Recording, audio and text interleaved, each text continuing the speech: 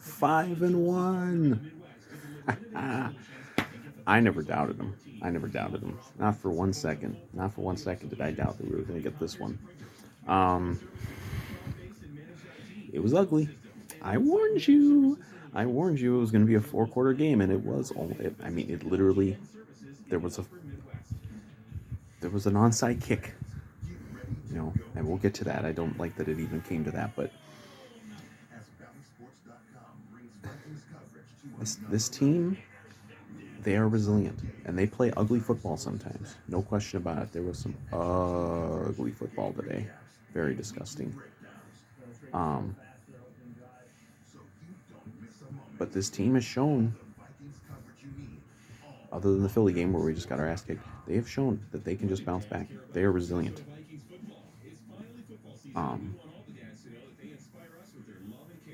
And today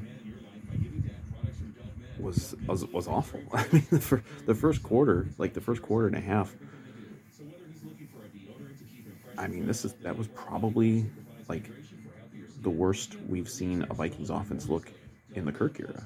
I mean, it was just and I'm not blaming it all on Kirk. Like they weren't on the field, 3-and-outs. They weren't running. They weren't pass blocking. We had one shot to get a first down. Osborne dropped a pass. But it was just awful. And on the flip side, what were we seeing? A lot of easy passes for Skylar Thompson. They're getting, they get down. They get, we do just enough. See, this is the tricky thing that this defense has been doing. They do just enough here and there to make it look a little better. And we hold them to a field goal one time. There was a drive where they had just like 5 penalties on one drive that kept them from scoring. And it was just enough. we were getting just enough to give the offense a chance to do something. And they get the drive. That's the baffling thing is like this offense can be catatonic at times. And then it's like you flip a switch and they're just lights out. Like that first touchdown drive, they were just lights out. And then Kirk hit her for the touchdown, and we got the lead, and we never gave the lead back. But it was a very bad first half, and then we get a real nice break with that interception that kind of looked like the he did what play from Vikings Packers years ago.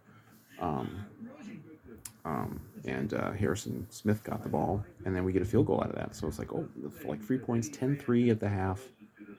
Like, terrible half. We played terribly, and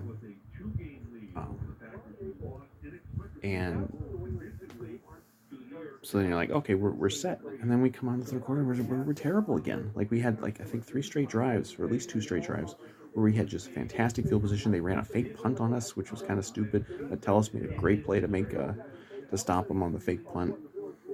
And we had great field position. It's like, hey, take complete control of the game right now. We can't do it. We don't even get a field goal try because I think we got a sack and a penalty, and we just going backwards. And then we get the next series. We got good field position, and we do nothing with that. And then I think there was another one that we had good field position. We did nothing with. Like you're getting these chances. For all the criticisms justly that this defense has gotten, that they were mostly good today. Now it got a little hairy because that's what we do. But we got another touchdown. We got the touchdown to Thielen. I think either late third or early fourth to make it 16-3. And it was only 16-3 because, of course, Greg Joseph has to go and miss the fucking extra point. I'm this close on Greg Joseph. I mean, I've tried to be like, hey, you're not gonna do the thing where you go chase kickers, replacement kickers, but he either has to make all of his 50+ yarders, or he has to just nail everything under that, including extra points. And 2 weeks out of 3 that he's missed a PAT. Like that, we can't have that. But of course, you knew that was going to come into play because naturally, as soon as the offense gives us a cushion, the defense implodes and gives up an incredibly easy touchdown drive. Teddy was in the game, obviously, by this point. Thompson got hurt. I think he hit his hand on a helmet and messed up his thumb or something, so he was out sometime in the second quarter. Teddy was in. I wouldn't necessarily argue the point that we would have been in a lot more trouble today if Teddy didn't come in, because he didn't represent anywhere close to as much of a running threat. Thompson got out there and ran on us a couple times too, along with having just wide open receivers. But we really got after Teddy. I think we got 6 sacks for the day. I think Patrick Jones got 2, Zadarius got 2, Hunter got 1 late, and I think Hicks might have gotten the other one. But Teddy was very out of sorts for most of the game. He had some open receivers that he was just missing. He was making some throws into the dirt, and just really, he's really having trouble. And we were getting after him. Like, if nothing else, this defense showed that they can, that they at least possess the ability to put pressure on the quarterback. Like if you're gonna leave wide open receivers all over the place, at least pressure the quarterback once in a while and maybe get him on the ground. So at least we did that today. But yeah, we go and let him go get a touchdown, make it 16-10, and and I knew, I'm surprised I never did a live thing, because I thought for sure that we were, after we punted, because of course we weren't gonna go get a bunch of first downs and steal the game. I thought for sure, okay, we're gonna go and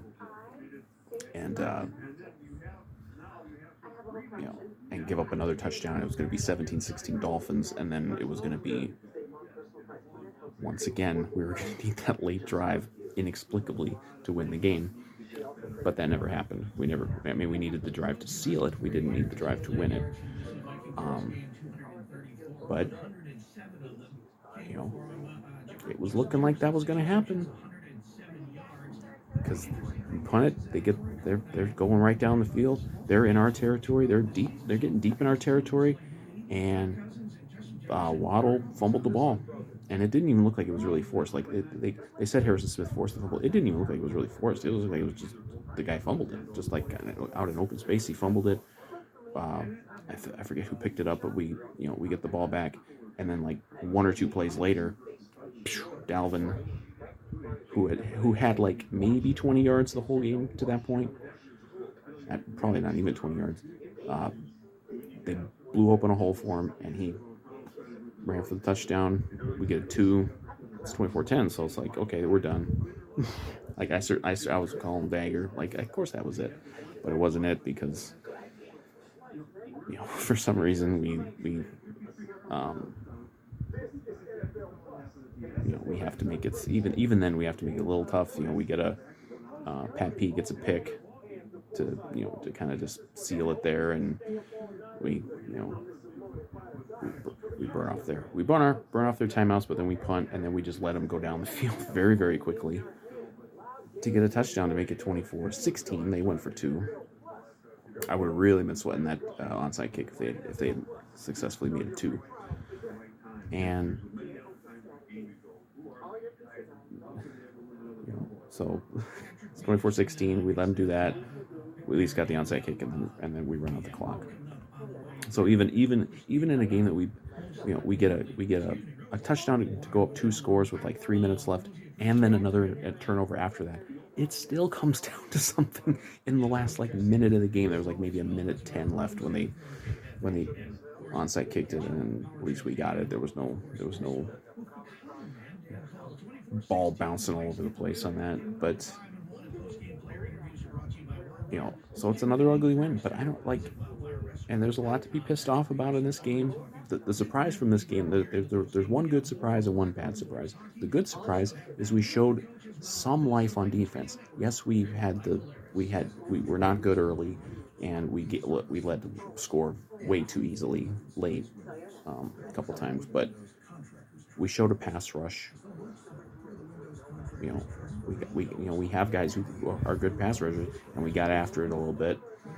Now that's not always going to work. Like Teddy's not that mobile, but at least we showed a capacity to do that, which will help. Going forward, hopefully it'll make Donatello realize, hey, I can actually do that. Because we've been having kind of the worst of both worlds the last few weeks, where we're not rushing the passer and we're not playing any coverage. At least today we were rushing the passer. We still weren't playing any coverage. I know Hill ended up having a huge game. Like that was the thing. Like it didn't matter who the quarterback was. They've got some very good weapons, and they ran pretty good on us a couple times. Like they have weapons. Like they're gonna get on us a few times, but again, they did enough. They get a couple turnovers. Obviously that fumble, whether it was really forced or just kind of fumbled on its own, that swung the game, because we absolutely were going to be down 17-16 in a matter of moments if that doesn't happen.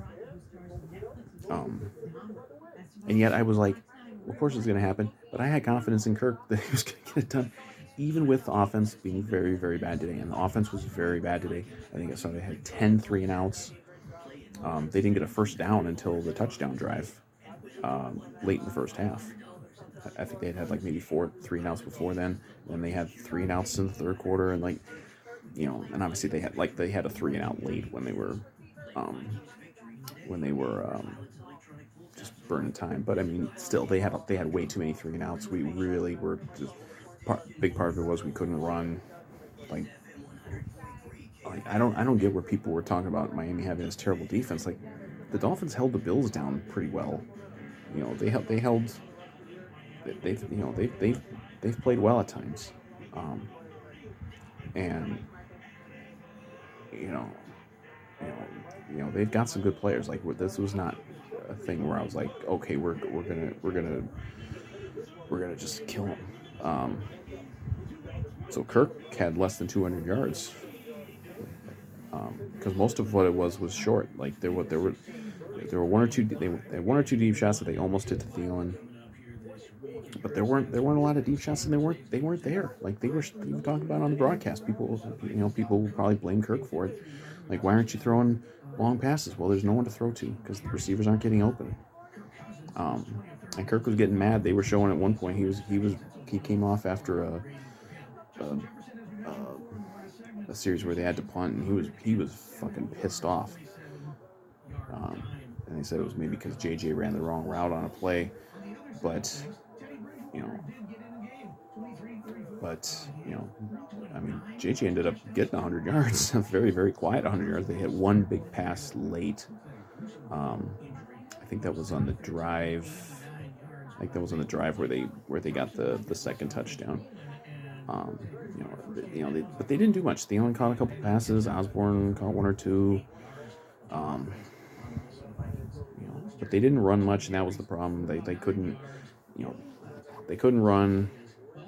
So you're getting a lot of second long, third long. Obviously they did get to Kirk a couple times. Pass protection was not good today, especially up the middle.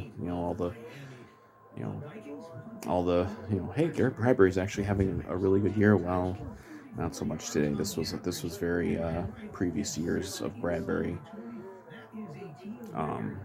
We didn't do too bad with penalties, though. I think we had a couple kind of significant ones, but nothing too major. But yeah, pass protection was not very good, and Kirk just didn't. They snuffed out that little play action boot thing that Kirk does so much. Like they really snuffed that out a couple times. The offense was just not good. They were not good today, and there's they were just good enough. They get the one big Cook run. They have like 2 drives where the offense is actually pretty good, and they can get touchdowns.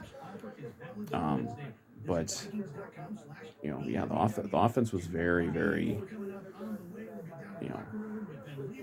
very poor today, and it's almost like we can't ever have both. We get a little better defense today, and we get worse offense. Like this was the worst offense offensive performance since the Philly game, for sure. This is the worst the offense has been in any of our wins. I mean, for God's sakes, we only got like, I know we had less than 300 yards of offense because Cook broke the long one, but he still only ended up with about 70, and Kirk had less than 200. So there you go. Like we didn't do much at all on offense, and it was really frustrating because you know you know, I don't, because then you're putting that defense back out there in the heat. They showed that the heat was like 100 degrees plus on the field. Like, you know, I'd take 100 degrees right now, but for football players for playing 60-minute game, that wasn't very good. I think we gave up almost 500 yards of offense, and yeah, some of it was kind of garbage stuff at the end, but a lot of it wasn't. We were giving up a lot of plays again, and it was really frustrating. We'll get a sack and we'll get someone into like a second and long or even a third and long, and then we give a whole big chunk play back. It's the same old story. You know, it does. I'll keep saying it. Although the quarterback competition is going to be a little better now after the bye, but it doesn't matter who the quarterback is that we're facing. This is just how we are on defense, and we're just going to give up open receivers and big plays at times. The difference today was we got a few turnovers and we got some sacks, and that's what you need. If you're going to be feast and famine like that, might as well go after the quarterback and get him on the ground a few times. Because if we didn't have that pass rush today, we do not win this game. Absolutely do not. Um, but we did win. We did win, and also the Packers lost. The Packers lost 27-10 at home to the Jets. I heard that Rodgers was getting booed. They're booing the Packers at Lambeau. This is wonderful. Brady lost too. They lost to Pittsburgh. The Pittsburgh's were terrible this year, and Brady loses. What a day! This is a wonderful day. Like, there's a lot to complain about, and I'm sure that um, and I'm sure that they're going to be working on a lot of stuff over the bye. And now this is going to be the big thing. Is like, what is this team after the bye? Can they use the bye? Can they really use the bye productively to fix a lot of what's wrong? To really get this offense going, to fix the issues that we've had on defense, because it's all there. It is all there. We have a 2-game lead plus the tiebreaker on Green Bay, and Green Bay has just been beaten by the Giants after having a big lead, and they got beat by 17 points at home to the Jets. I know the Jets have been a little better this year, but come on. You get beat by 17 points at home. Like, this Packers team, we know now that this Packers team, and they're the only competition for us in the division because the Bears are bad, the Lions are bad. The only competition for the division title, the NFC North, is Green Bay, and as messy as the Vikings have looked, they are undisputed. They are indisputably better than the Green Bay Packers. And you know, it's all there. Like, at this point, I know there's a lot of games left. We've got 11 games left in the season, and we have to still have to go to Lambeau. We still have to play all our division road games and everything.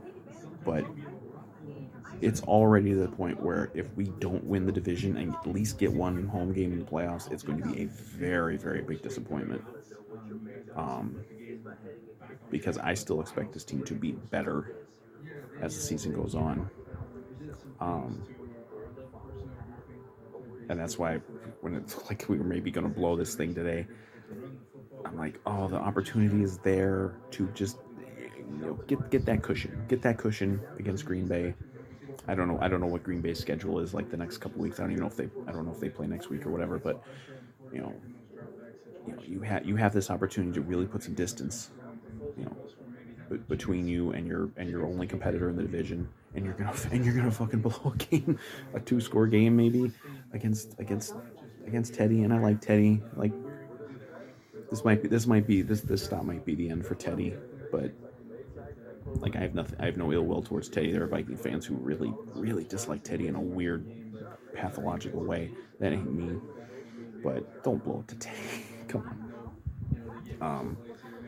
So, but we got the win, huge win. You know, good special teams today. Brian Wright had like a 75-yard punt at one point. Um, we were able to kind of flip field position a couple times. It didn't matter because we weren't doing anything with it, but um, you know, yeah, I mean,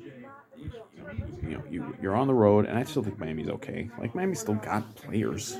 Like you know, they weren't 3-0 just because of Tua. Like they have a good roster, and they did have I think their left tackle was out too today, but I mean it probably helped with our pass rush, but they're still that's still a playoff contending team. And you went into their house. We hadn't won there since 1976. 1976, which was also the last time we won an NFC title. I'm just saying that could happen. Maybe that's the key. Maybe that's the curse that needed to be broken. Go win in Miami for the first time in my lifetime, and in the lifetime of a lot of Vikings fans, and in every one of the players and most of the coaches. But you got a good road win. You didn't play very good at times.